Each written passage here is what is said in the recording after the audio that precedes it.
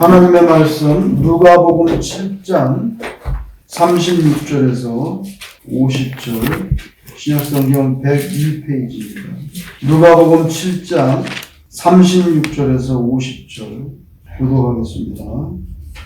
한 바리새인이 예수께 자기와 함께 잡수시기를 청하니 이에 바리새인의 집에 들어가 앉으셨을 때에 그 동네에 죄를 지은 한 여자가 있어 예수께서 바리새인의 집에 앉아 계심을 알고 향유 담은 옥합을 가지고 와서 예수의 뒤로 그 발 곁에 서서 울며 눈물로 그 발을 적시고 자기 머리털로 닦고 그 발에 입 맞추고 향유를 부으니 예수를 청한 바리새인이 그것을 보고 마음에 이르되 이 사람이 만일 선지자라면 자기를 만지는 이 여자가 누구며 어떠한 자 곧 죄인인 줄을 알았으리라 하거늘 예수께서 대답하여 이르시되 시몬아 내가 네게 이를 말이 있다 하시니 그가 이르되 선생님 말씀하소서.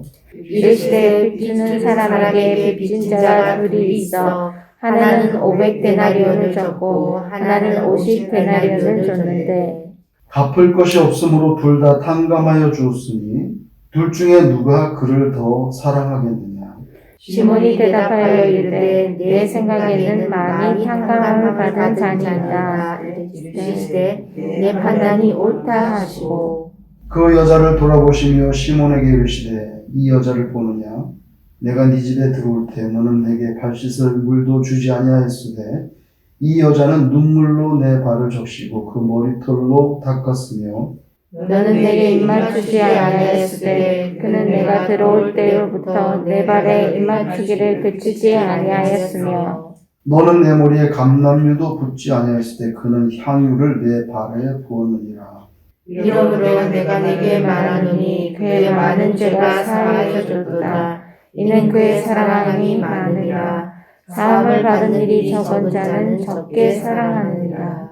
이에 여자에게 이르시되 내 죄 사함을 받았느니라 하시니 함께 앉아있는 자들이 속으로 말하되 이가 누구이기에 죄도 사하는가 하더라. 예수께서 여자에게 이르시되 내 믿음이 너를 구원하였으니 평안히 가라 하시니라. 아멘. 오늘 이 참 긴 패시지죠. 사실 그 앞에부터 읽으려고 했는데 너무 길어가지고 오늘 저와 함께 교독하신 이 36절 앞부분에 31절에서 35절 사이에 예수님께서 비유의 말씀을 하셨는데요. 그 당시 사람들이 예수님에 대해서, 다시 말하면 예수님의 메시지에 대해서 굉장히 소극적이고 부정적인 그런 반응을 보인 것에 대해서 예수님께서 비유로 말씀을 하셨는데 31절, 32절에 보면 예수님 당시에 예수님의 메시지를 받았던 그 유대인들의 소극적인 반응이 나옵니다. 비유로 말씀하시는데 또 이르시되 이 세대의 사람을 무엇으로 비유할까? 무엇과 같은가?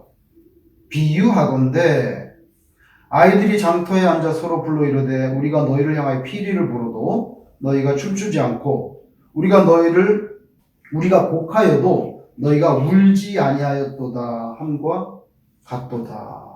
이렇게 말씀했습니다. 여러분 이 비유는 장터에서 어린아이들이 이제 놀이를 할 때 야 우리 결혼식 놀이하자 혹은 야 우리 장례식 놀이하자.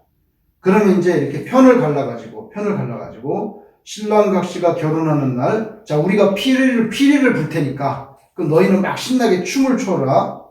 그래서 한편에서 피리를 막 부는데 다른 한편에 춤을 춰야 돼. 춤을 안 춘다는 거예요. 자 그러면은 이번에는 우리가 장례식 놀이를 하자.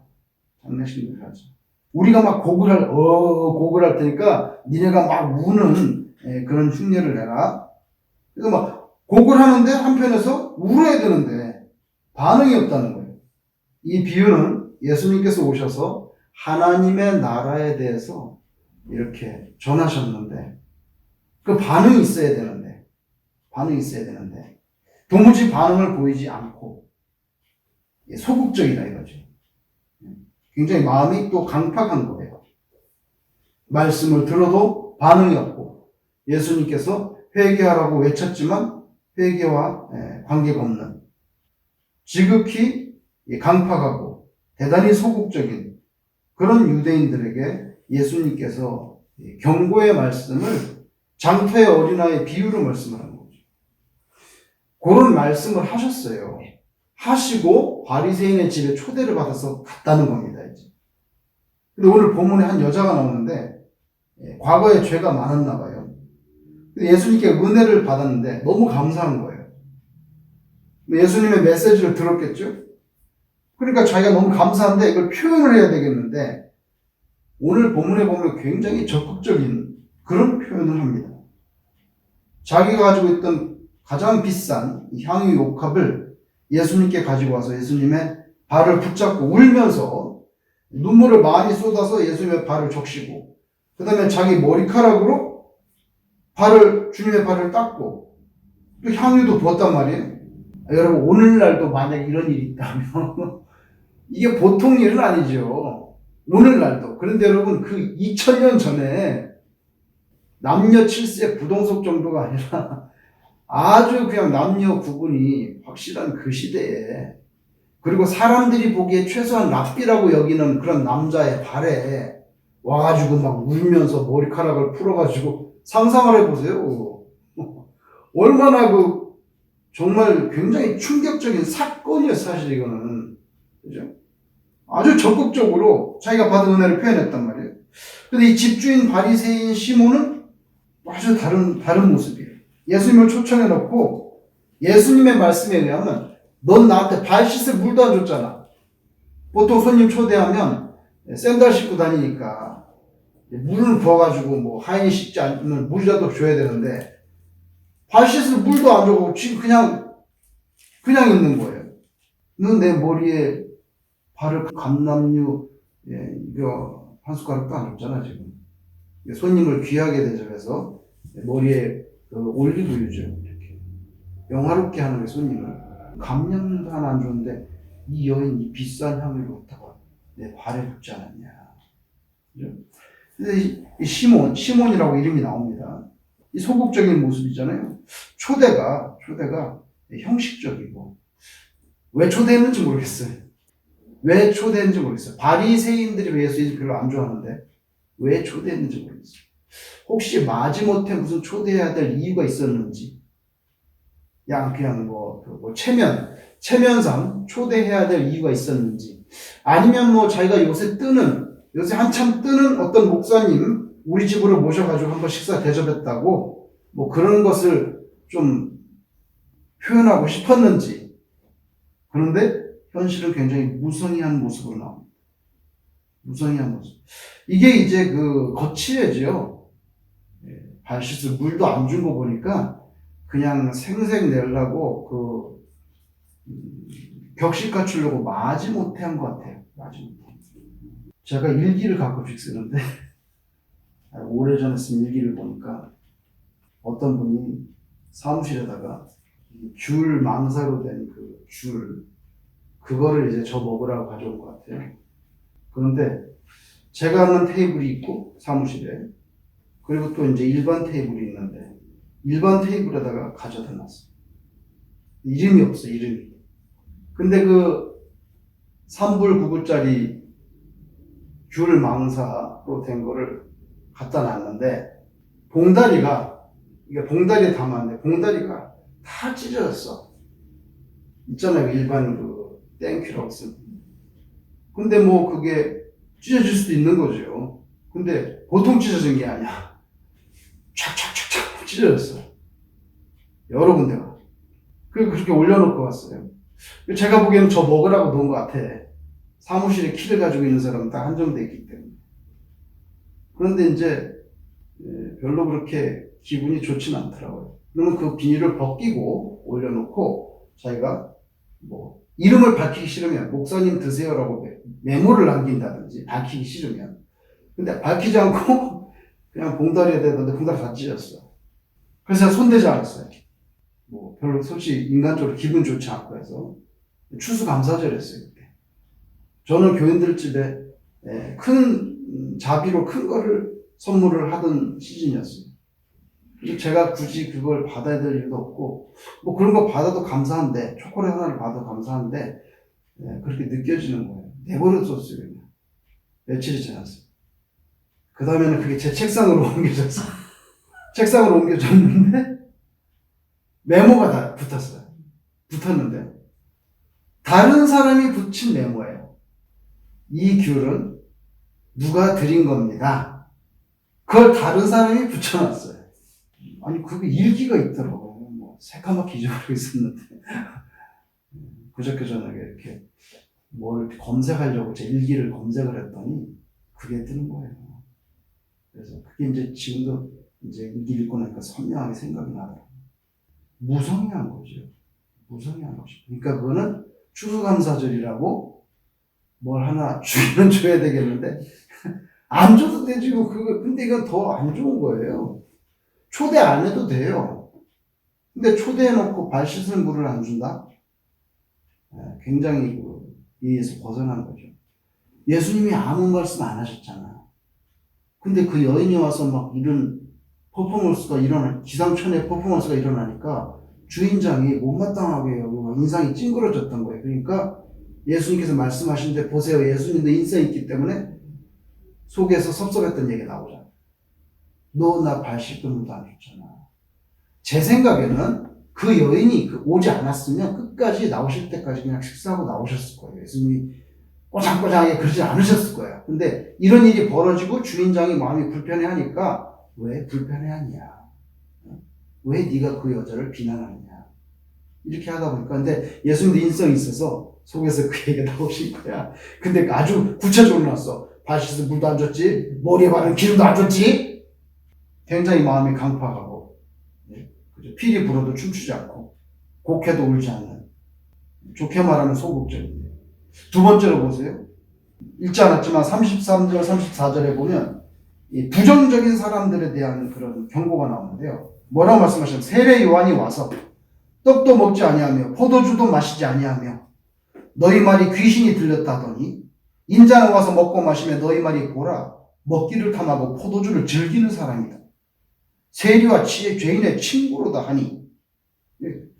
여러분 세례 요한은요 금식을 해도 저 사람은 뭐 귀신이 들렸어. 저렇게 군부도 어떻게 저렇게 힘이 넘치나. 예? 굉장히 세례 요한은 금욕적인 사람이죠. 금욕적인 사람이에요. 금욕적인 신앙자였어요.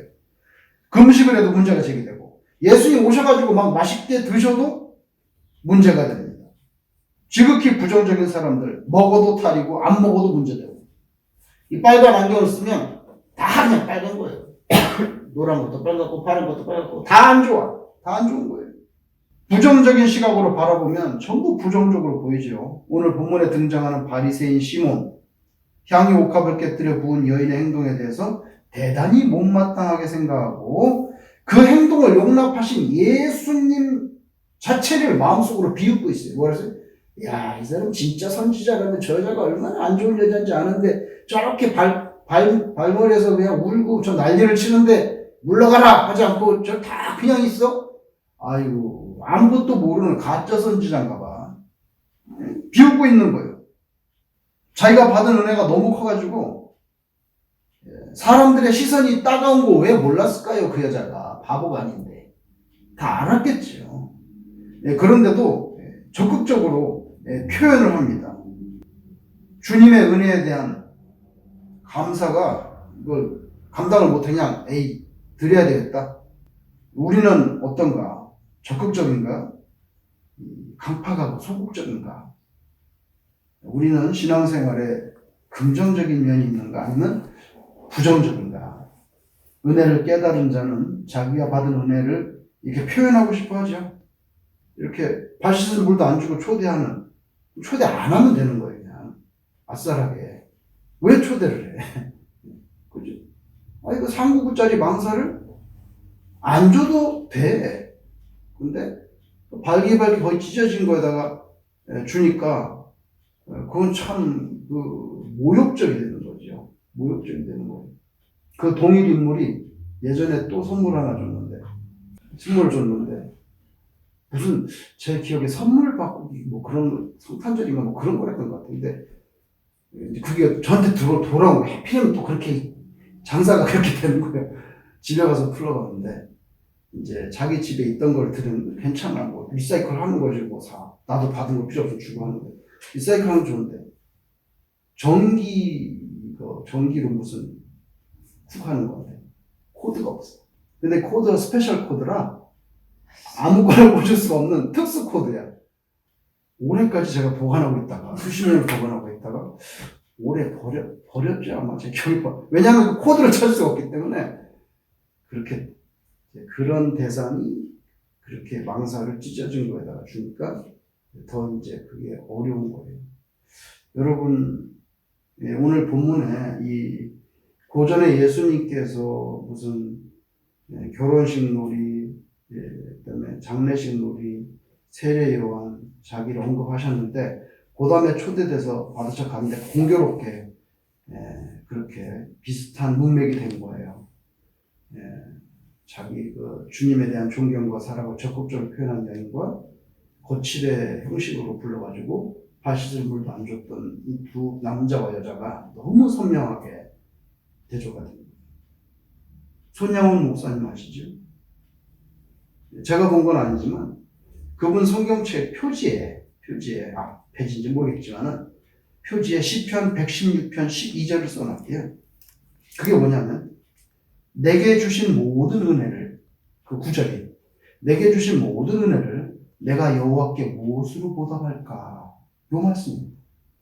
그러니까 그걸 성경 표지에다가 써놓고 사신 거죠. 사신 거예요. 여러분 예수님께서는 이 여인이 그 비싼 향유를 부어서 주님께 대한 존경과 사랑을 표현한 이유를 알고 있어요. 그 왜냐하면 예수님을 진심으로 존경했기 때문에, 진심으로 사랑했기 때문에. 그래서 47절에 말하잖아요. 이는 그의 사랑함이 많음이라. 야, 500데나리온 빚진 사람, 50데나리온 빚진 사람인데 내가 다탕감 줬다. 누가 더 나를 사랑하겠냐? 그랬더니 바리새인이 그거 더 큰 금액 탕감해 준 사람이 아니겠습니까? 네 말이 맞다. 이 여인이 바로 그 사람이야. 47절에 분명히 주님이 밝혔어요. 이는 그의 사랑이 많으니라. 그리고 48절에 선언합니다. 네 죄사함을 받았느니라. 네 믿음이 너를 구원하였으니 평안히 가라. 요거는 위로죠. 네 믿음이 너를 구원하였으니 평안히 가라. 이거는 위로예요.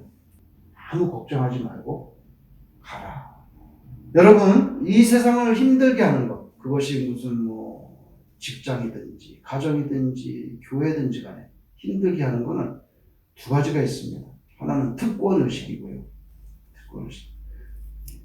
또 하나는 피해의식이에요.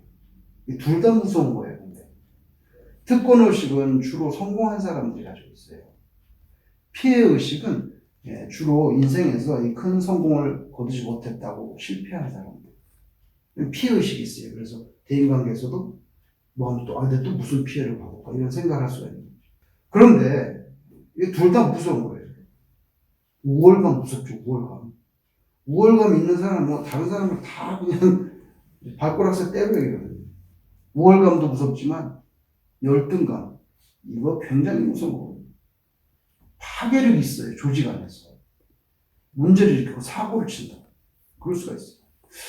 특권의식과 이 패배 피해의식 다 안 좋은데 예수 믿는 사람은 이 둘 다 이렇게 물리쳐야 돼요.